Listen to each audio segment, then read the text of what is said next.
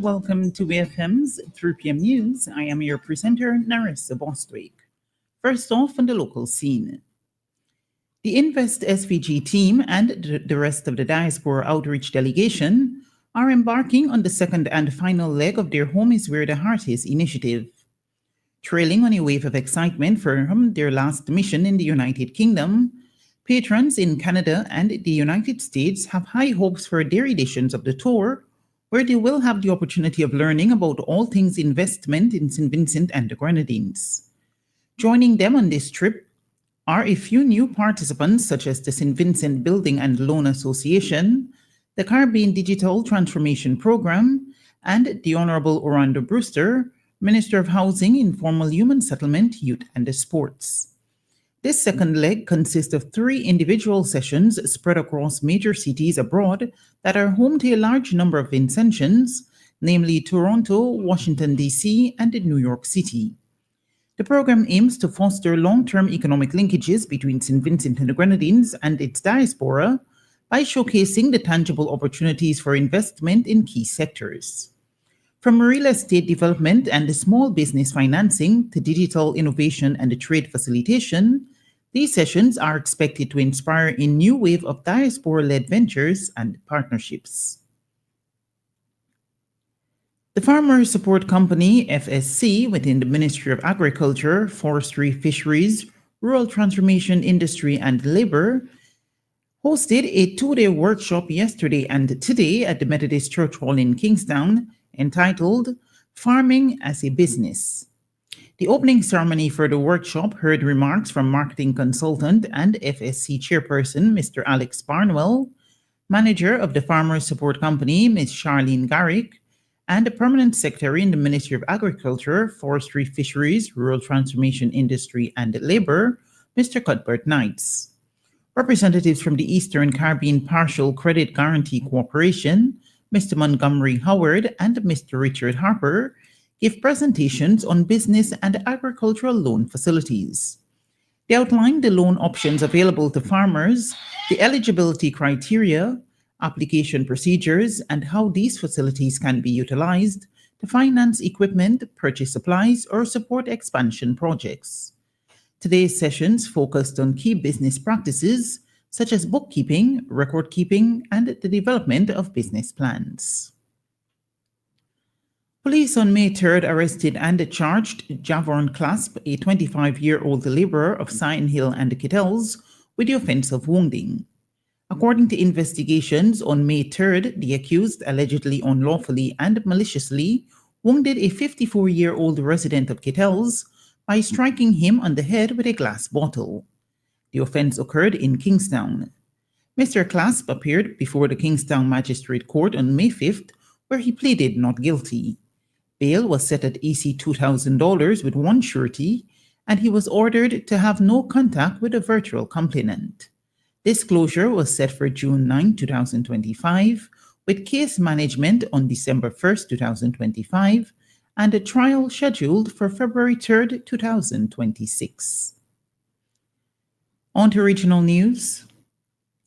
A World Health Organization WHO global report has indicated that Latin America and the Caribbean countries remains the region with the highest levels of inequality in the world. It said that the coronavirus COVID-19 pandemic deepened this situation and that in 2020, the regional economy contracted by 7%, the steepest decline in 120 years, with millions of people losing income and social protection.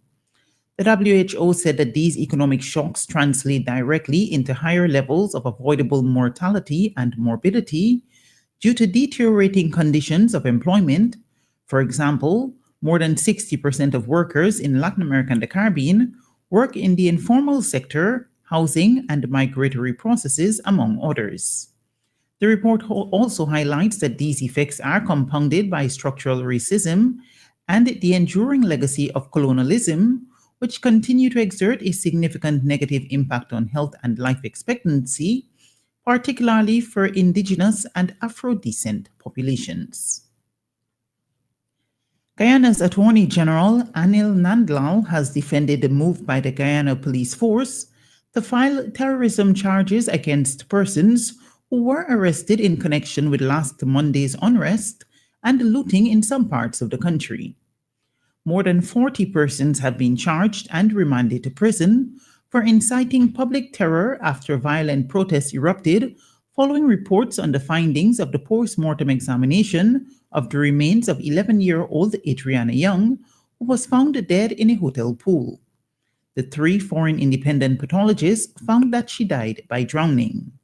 On his program last evening, Mr. Nandlal said the charges filed against those who are suspected to have been part of the unrest are in accordance with local laws. I say to those who say that this is a wrong charge that we couldn't find a better charge. There could not have been a more appropriate charge, Mr. Nandlal declared, according to a report by News Source Guyana. According to the Attorney General, the law made clear that whoever with intent to strike terror in the people or does any act or thing in such a manner as to cause or likely to cause death or injury to any person or persons or loss of or damage to or destruction of property commits a terrorist act. Therefore, the Attorney General believes the charges are commensurate with the acts committed. Mr. Nandlal said the charges were also to caution others that unrest and looting will be swiftly addressed. In news and international scene, the UK and India have agreed a trade deal that will make it easier for UK firms to export whiskey, cars, and other products to India and cut taxes on India's clothing and footwear exports. The British government said the landmark agreement, which took 3 years to reach, did not include any change in immigration policy, including towards Indian students studying in the UK. According to BBC News, Prime Minister Sir Keir Starmer said the deal would boost the economy and deliver for British people and business. Last year, trade between the UK and India totaled £42.6 billion and was already forecast to grow, but the government said the deal would boost that trade by an additional £25.5 billion a year by 2040. And finally in the news at this hour, US and the Chinese officials are set to start talks this week to try to de-escalate a trade war between the world's 2 biggest economies. China's vice premier will attend the talks in Switzerland from May 9 to 12th, China's Ministry of Foreign Affairs says. U.S. Treasury Secretary Scott Bessent and U.S. Trade Representative Jamieson Greer will represent Washington at the meeting, their offices announced. Since returning to the White House, President Donald Trump has imposed new import taxes on Chinese goods of up to 145%.